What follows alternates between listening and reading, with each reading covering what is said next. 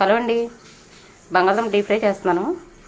బంగాళదుంపలు కట్ చేసుకుని ఇలా నీటిలో వేసుకున్నానండి ముక్కల్ని. ఇలా వాటర్లో వేసుకుంటే నల్లగా అవ్వవు.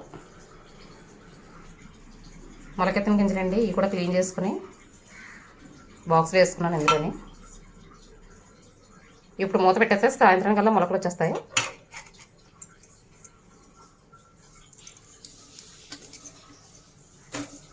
ఈ ముక్కల్ని ఇలాంటి జాలీలో వేసుకుంటే బాగా వాడిన తర్వాత డీప్ ఫ్రై చేస్తానండి.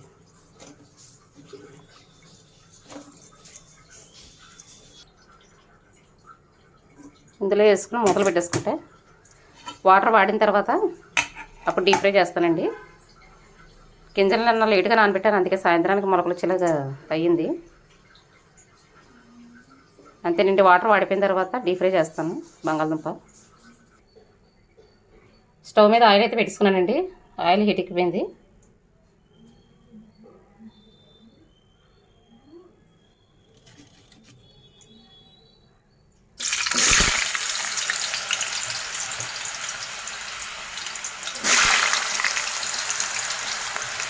ఈ పిల్లలకి డీప్ ఫ్రైలే కావాలండి.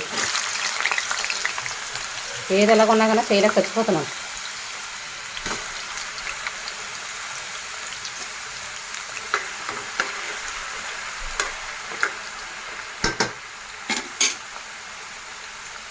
స్లోగా వేపుకోవాలండి ఇది, లేదంటే పైన ఎగిపోయి లోపల పచ్చి ఉండిపోద్ది.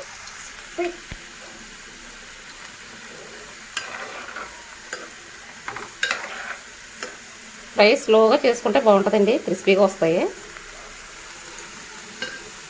మనం మంట పెద్ద పెట్టేసామంటే పైన ఎగిపోయి లోపల పచ్చి ఉండిపోద్దండి. అంటే మీకు తెలుసు అనుకో, తెలియని వాళ్ళు చెప్తున్నాను. దగ్గరికి అయితే వచ్చినాయండి. ఇంకా కొంచెం రెడ్ కలర్లోకి వస్తే బాగుంటుంది, అప్పుడు క్రిస్పీగా వస్తాయి. స్లోగా పెట్టి వేపుతున్నాను, అందుకే అండి కొంచెం టైం ఎక్కువ పడుతుంది.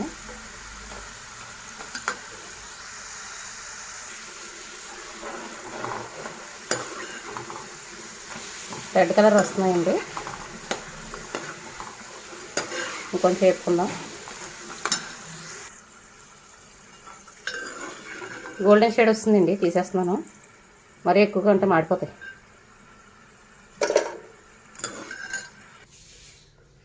ఇవి ఒక దాంట్లో తీసుకున్నానండి, మిగతా కూడా వేసేస్తాను.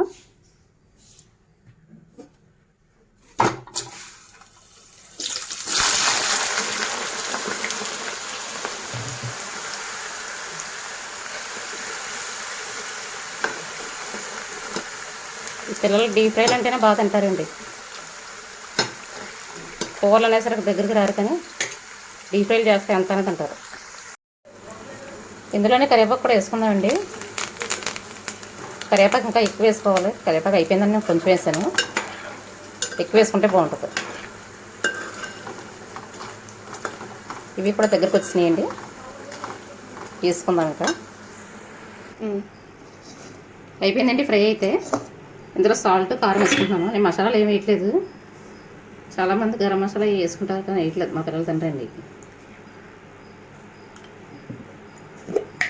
సాల్ట్, కారం, కొంచెం మీకు కారం ఎక్కువ తింటాం కదండి.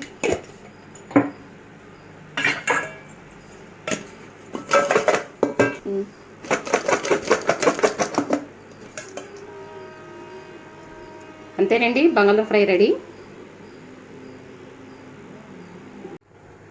బంగాళదుంప ఫ్రై అయిపోయింది కదండి. పప్పు తాలింపు చేస్తున్నాను. పెసరపప్పు, ఉల్లిపాయలు, పచ్చిమిరపకాయలు, పసుపు, కారం అండి. ఉత్తిపప్పు, టమాటాలు గట్రా ఏమి వేయకుండా తాలింపప్పు మాత్రమే. ఒక పక్క రైస్ పెట్టేశాను. గ్లాసు 2 గ్లాసులు వాటర్ వేసి నేను ఎగురుస్తానని చెప్పాను కదండి, ఆ విధంగానే. పప్పు అయితే అయిపోయిందండి. పప్పు కూడా రెడీ అయిపోయింది. రైస్ కూడా అయిపోయింది. బాయ్ అండి.